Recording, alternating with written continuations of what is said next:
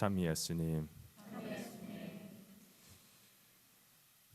오늘 우리는 예수님께서 이 잔치 이야기를 들을 때 어떻게 우리가 자리를 찾아야 되는지 설명을 하시는데요. 누구나 이 상황에서 가장 높은 자리를 찾기보다 가장 낮은 자리를 찾아야 되는 뜻은 이 자존심을 낮춰야 되는 뜻은 아닙니다. 그렇게 생각하면 오해를 하시는 거예요. 내 정체성을 하나님께서 저를 보신 대로 정확하게 봐야 우리가 그렇게 행할 수도 있거든요. 그 뜻은 내가 하나님께서 저를 어떻게 보시는지 이해를 하면서 하나님께서 물론 저를 사랑하시는 것을 인정해야죠. 누구나 인정을 하는데 또 내가 하나님 앞에서 어떻게 대하는지 내가 솔직하게 내 자신을 봤을 때 어떻게 내가 행해야 되는지 생각하면 그냥 낮은 자리를 찾게 되는 거예요. 그래서 묵상 기도가 그렇게 중요하다고 제가 계속 강조하는 것입니다. 묵상 기도를 하실 때요, 우리는 하나님 앞에서 우리 삶, 하루, 이틀, 일주 이렇게 다시 생각해 보면서 고민해 보면서 얼만큼 자주 우리가 실수를 하는지 이것을 정확하게 볼 수 있죠. 그러면서 내가 누구한테 어떻게 대하다가 상처를 줬다, 아니면 내가 너무 심했다, 이런 상황에서 너무 못 참았다, 누구한테 너무 불편하게 괴롭혔다, 이런 것을 생각해 보면 몇 번이나 우리가 계속 실수합니까? 이런 생각을 하면 가장 높은 자리에 앉을 자격 내가 있을까? 이런 생각을 하는 거예요. 왜요? 이게 우리가 세속적으로 내가 잘났다고 생각하는 게 아니고요, 하나님 앞에서 내가 하나님의 뜻을 얼만큼 제대로 실천해 왔는지 이것을 생각하면 어렵죠. 하나님의 뜻이 이 세상에서 하나님의 사랑을 전달하는 거잖아요. 근데 내가 지금 그렇게 잘 하고 있을지 묵상하는 겁니다. 다시 말해 이것을 한마디로 정리하면 겸손이죠. 누구나 겸손을 열심히 연습해야 됩니다.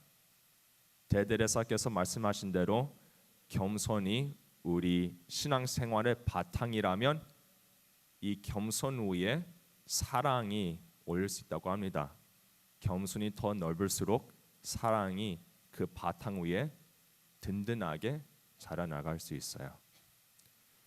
그러면 우리는 예를 들면 우리 공동체에 대해서 한번 생각해 봅시다.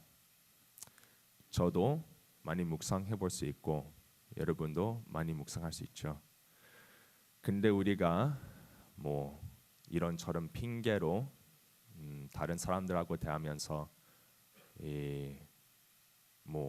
부정적인 태도로 대화를 하거나 불평하거나 험담을 하거나 이렇게 하면서 다른 사람들한테 상처를 준 경우, 이렇게 하면서 어떤 사람들은 이게 하나님의 사랑이라고 당황하면서 이건 아니라고 생각하다가 성당에서는 하나님의 사랑을 가르친다고 하는데 반대를 느끼니까 성당을 그만두죠. 그러다가 다른 데로 떠납니다. 개신교에 가든지 아니면 그냥 완전히 하나님을 더 이상 따르지 않든지, 이렇게 하면서 냉담자들이 점점 더 생겨요. 좀 슬픈 생각이지만 냉담자들이 얼마나 많아요. 그렇죠? 여러분도 주변 사람들을 봤을 때 얼마나 냉담자들이 많으니까 오늘 아침 생각하기 어렵네요. 근데 우리는 솔직하게 그 냉담자를 봤을 때 그 사람들이 왜 성당에 안 나올지 이렇게 고민해 보면 사랑이 모자라서 그런 거예요. 사랑이 모자라서 상처를 받았기 때문에 뭔가 그냥 다시 나오기 어려운 거죠. 아프니까요. 그렇다면 어떻게 우리가 이 사람들을 다시 이끌 수 있을까요? 우리 겸손부터 시작됩니다. 우리 자신을 낮추고, 물론 어떤 사람한테 우리가 직접 상처를 주지 않더라도 신자로서 우리는 그 책임을 질 수 있죠. 우리는 다 한 가족이니까요. 우리도 책임져야 됩니다. 누가 신부님 때문에 뭐 상처를 받았다면 물론 신부님이 그분한테 가서 용서를 해야죠.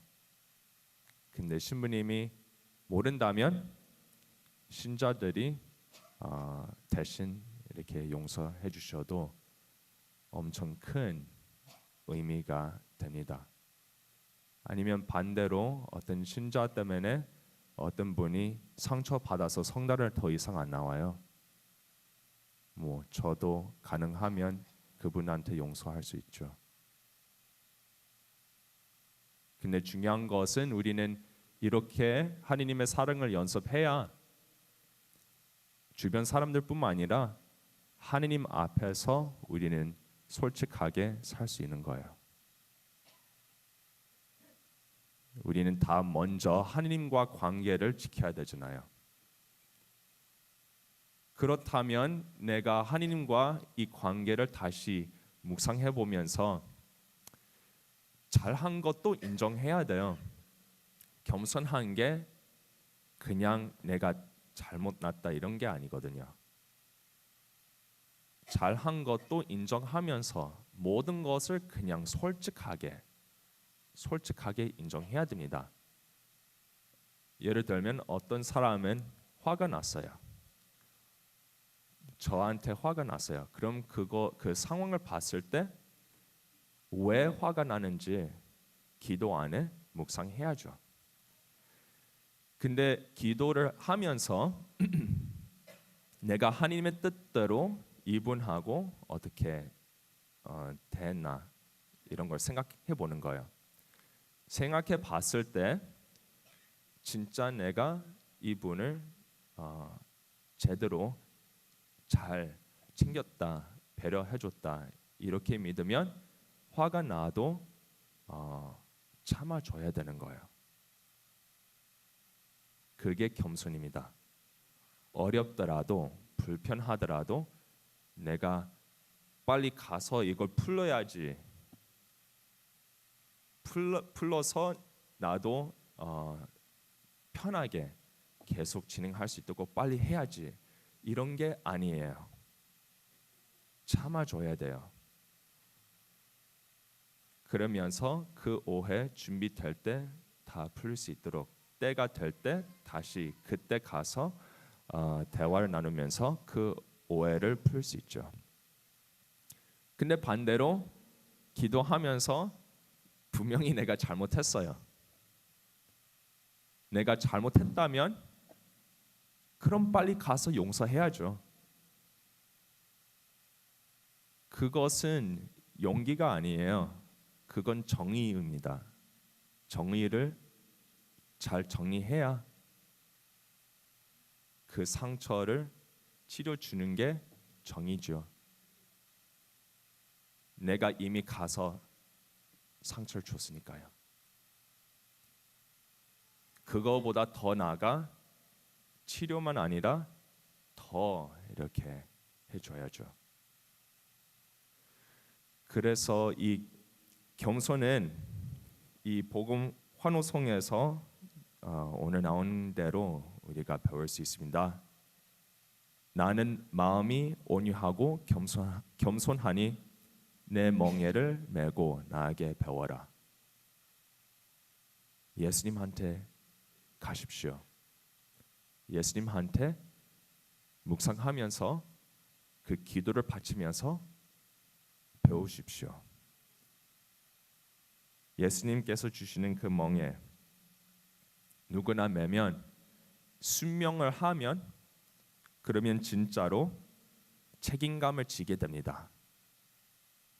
책임감을 지게 되면 그러면 우리 마음도 열리면서 주변 사람들을 어떻게 더 해줘야 될까 이런 생각도 나고 내가 다 알지 않다 인정하면서 내가 배울 게 많다 이렇게 인정하면서 내가 다 혼자 할 수 없다 이런 생각도 하면서 하나님한테만 믿어야 된다고 보면서 기도를 깊게 하고 충실하게 하고 아무도 나를 보지 않으면 더 좋아요. 하나님께서만 저를 보고 계신다면 제일 좋아요. 하나님께 감사해요. 그러면서 내가 분명히 실수했다 인정을 바로 하고 절대 내가 피해자라고 생각하지 않아요. 이렇게 하면 결론은 마음이 어떻게 됩니까? 너그러워져요. 너그러워지니까 주변 사람들도 다시 뭔가 같이 움직이면 행복해져요. 행복해지면서 하나님의 사랑을 다시 느끼게 돼요. 느끼니까 뭔가 괜찮다 이런 생각을 하면서 함께 하고 싶으니까 성당이든 집이든 어디든 계속 자주 모이게 됩니다. 이러면서 우리는 하나님의 나라를 여기에서도 미리 선포하면서 많은 사람들이 하나님한테 더 간절히 따라가게 됩니다.